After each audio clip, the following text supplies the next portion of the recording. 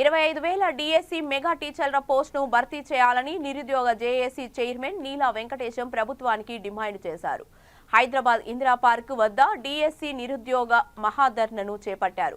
ఈ కార్యక్రమానికి ముఖ్య అతిథిగా బీసీ సంక్షేమ సంఘం జాతీయ అధ్యక్షులు ఆర్ కృష్ణయ్య హాజరయ్యారు. ఈ సందర్భంగా నీలా వెంకటేశం మాట్లాడుతూ స్కూల్ అసిస్టెంట్లు లేక పాఠశాలలు వెలవెలబోతున్నాయని ఆవేదన వ్యక్తం చేశారు. బీఆర్ఎస్ ప్రభుత్వంలో కూడా డిఎస్సి విద్యార్థులకు అన్యాయం జరిగిందని, ఇప్పటికైనా కాంగ్రెస్ ప్రభుత్వంలో విద్యార్థులకు న్యాయం జరిగేలా ప్రభుత్వం కృషి చేయాలన్నారు. మీరు 25,000 టీచర్ పోస్టులు పెంచారు. మొన్న 18,000 మందికి ప్రమోషన్లు ఇచ్చారు, పేపర్లను ఇచ్చింది. మరి 18,000 ప్రమోషన్లు వస్తే ఒక జిల్లాకు ఒక స్కూల్ అసిస్టెంట్ పోస్టులు లేనటువంటి జిల్లాలు కూడా ఉన్నాయి. కాబట్టి స్కూల్ అసిస్టెంట్ పెంచాలి, ఎడ్జిబిటీ పెంచాలి, తెలుగు పండిట్స్, హిందీ పండిట్స్, అన్ని సబ్జెక్టుల వారిగా మొత్తం పోస్టులు పెంచాలి.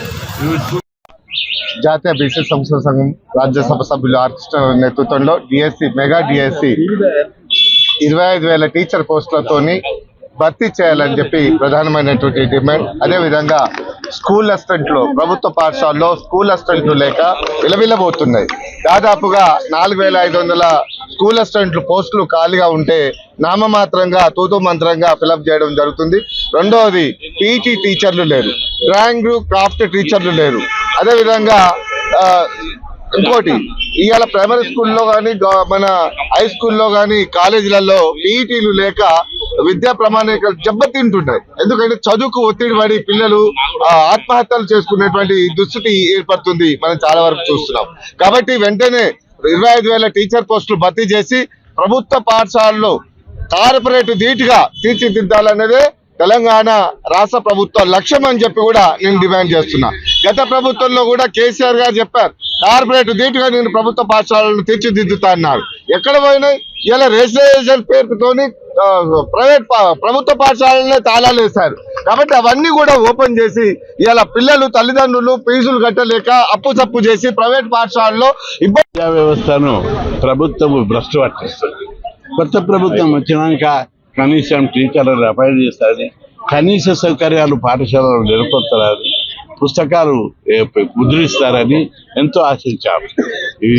పాఠశాలలు ప్రారంభమై 2 నెలలు గడుస్తున్నా ఇంతవరకు టీచర్లను నియమించలేదు, పోనీ విద్యార్థులను కూడా నియమించలేదు.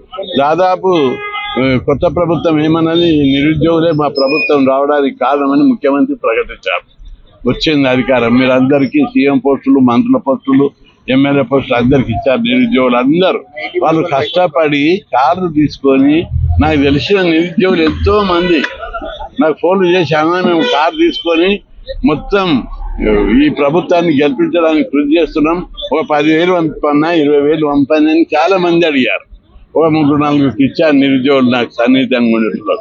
ఇంకా చాలా మంది మేము ఈ ప్రభుత్వం ఏర్పడడానికి 40,000 ఖర్చు పెట్టాం అని వాడు, 35,000 పెట్టాను వాడు, 50,000 ఖర్చు పెట్టాను. నిరుద్యోగులు తమ సొంత డబ్బులు ఖర్చు పెట్టి ఈ కొత్త ప్రభుత్వాన్ని ఏర్పాటు చేయడానికి కృషి చేశారు. ఇది నిరుద్యోగుల ప్రభుత్వం. మీరు వచ్చిన తర్వాత ఏం చేస్తున్నారు? చైర్మన్ల ప్రభుత్వం, మంత్రుల ప్రభుత్వాలు చేస్తున్నారు.